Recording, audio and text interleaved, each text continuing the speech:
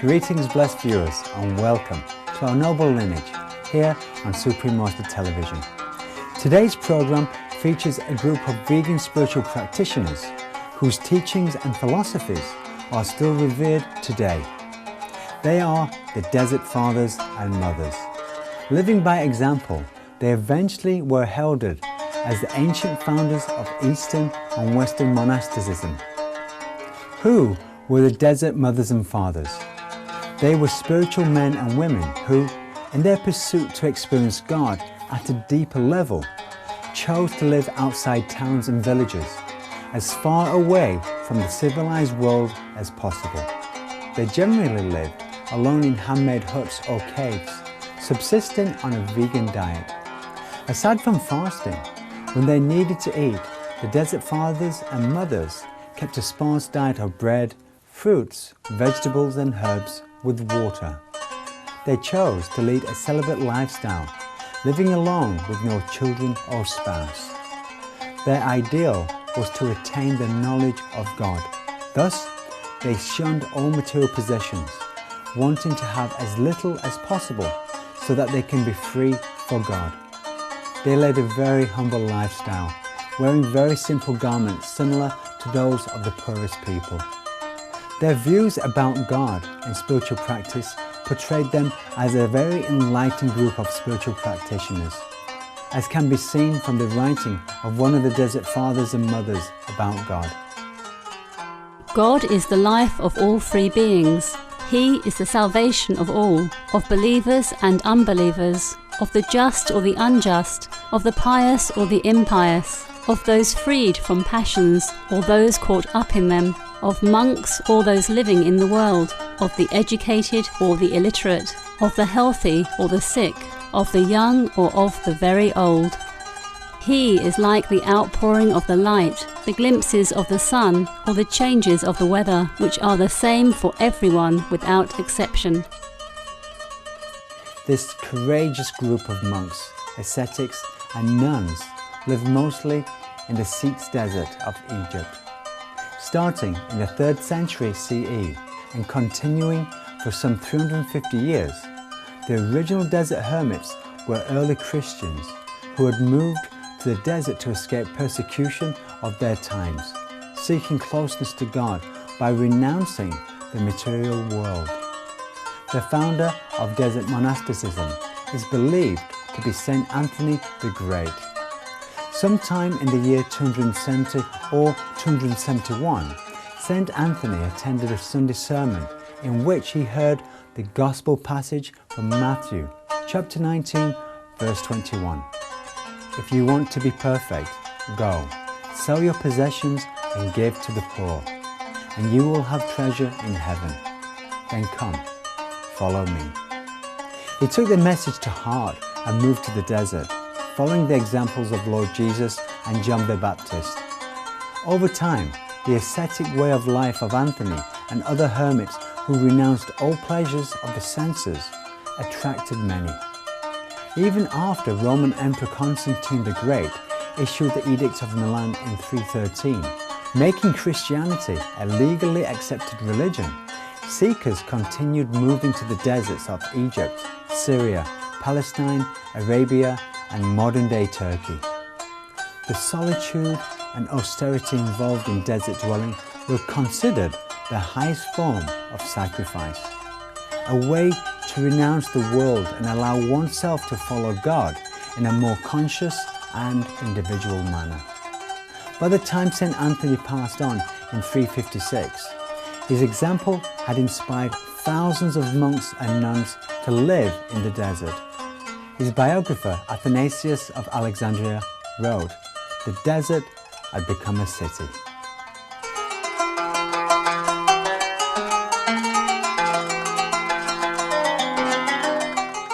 In the beginning, the devoted St. Anthony and his adherents lived alone as hermits. But as more people chose to live as monks, they started to form small informal communities. Seeing the need for a more formal structure, St. Pachomius established a monastic organization that allowed for community living with rules and precepts.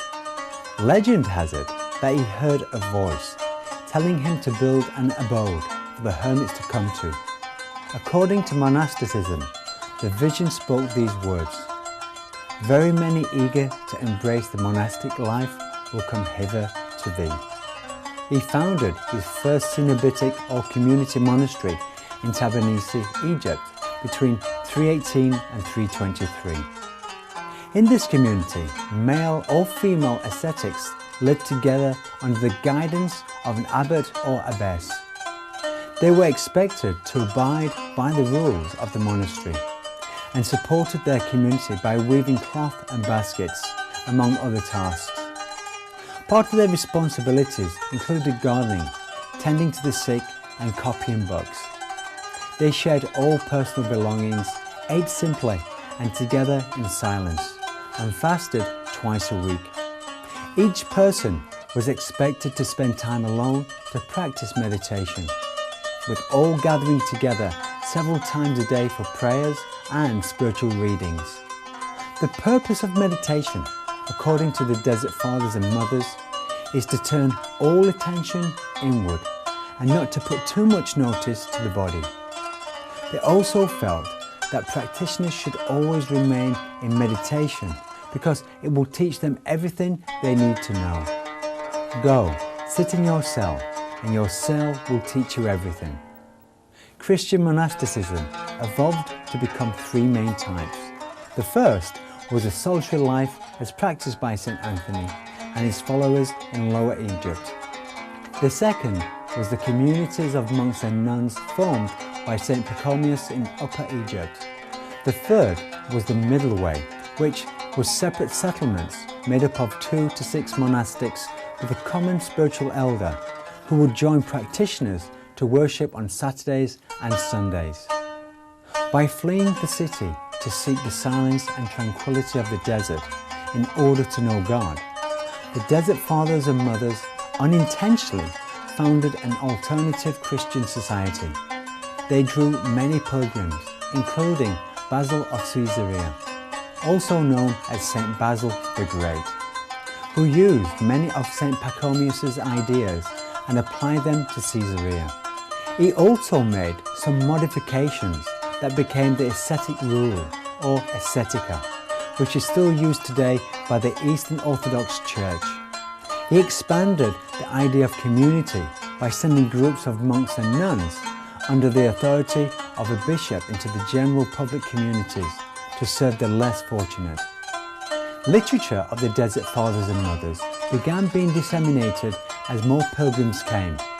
The monastic rules from the desert had a significant effect on the development of early Christianity.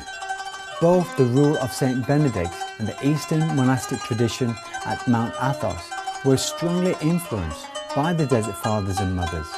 According to modern scholars, many spiritual practices, movements and religious renewals, including the Hesychast movement, German evangelicals, the Pennsylvania priests, and the Methodist revival in England, can trace their roots to the practices of the Desert Fathers and Mothers.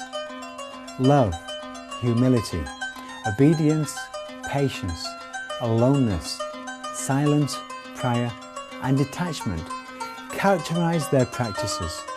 They embraced the commandment to love and also to be transformed by God's love. They struggled to overcome counterproductive emotions such as anger and judgment of others. Helping a brother monk who had fallen ill would become a priority. They would also stop fasting when hosting visitors, as hospitality and kindness were more important than keeping the ascetic practices that were so central in their lives. Saint Rufinus, a monk and historian of that time, recorded this visit to Egypt with nostalgia. When we drew near this place, they were aware that foreign brethren were approaching, and at once they poured out of their cells like a swarm of bees. With joyful speed and glad haste they ran to meet us.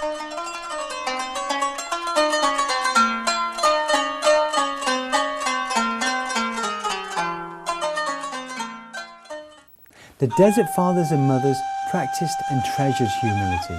as demonstrated in statements such as the humbleness of the heart comes ahead of all virtues, by St. Moses the Black, and he who has mastered humility has mastered all virtues, by St. Maximus. Similarly, St. John Elderagi explained humility has served many without sweat. The toil of man without humility is void. Humility purifies every adversary thought. Perfection began with the courage to encounter oneself, face the emotions, helplessness and failures, to be perfected in weakness. Through a process of letting go, the focus shifted from oneself to the service of others. It is recorded by Sister Benedicta Ward in the book The Desert Christian. Amma Theodora said that neither asceticism nor vigils nor any kind of suffering are able to save. Only true humility can do that. There was a hermit who was able to banish the demons, and he asked them, "What makes you go away? Is it fasting?" They replied, "We do not eat or drink." "Is it vigils?" They said, "We do not sleep." "Then what power sends you away?"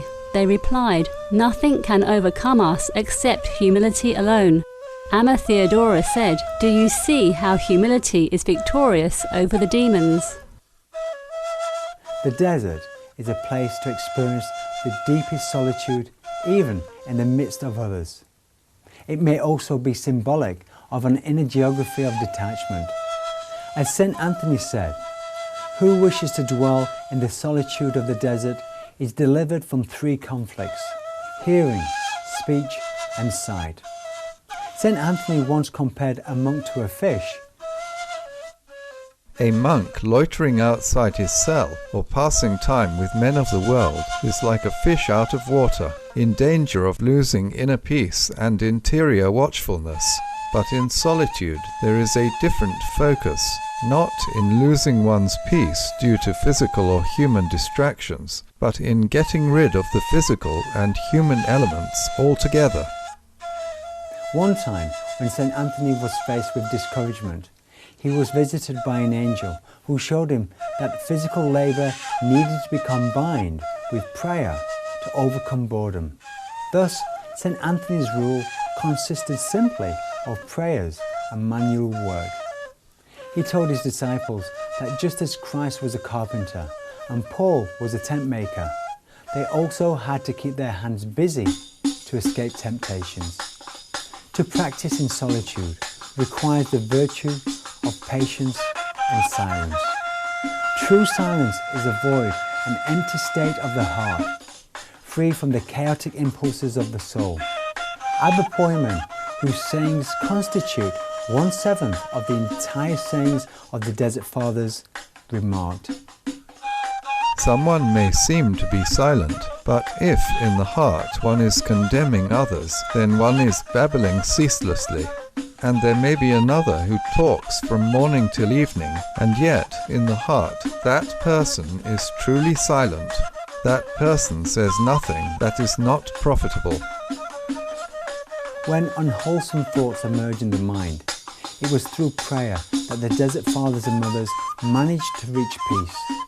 Prayer is a practice to surrender oneself to God in complete humility and seek God as the only help. Abba John the Dwarf observed, "I sit in my cell and I am aware of evil thoughts coming against me. And when I have no more strength against them, I take refuge in God by prayer and I am saved from the enemy." The ultimate goal of the Desert Fathers and Mothers was to personally experience God. With this determination, they purified themselves through humility in the solitude of the desert. As Thomas Merton described in The Wisdom of the Desert, the society they sought was one where all men were truly equal, where the only authority under God was the charismatic authority of wisdom, experience, and love.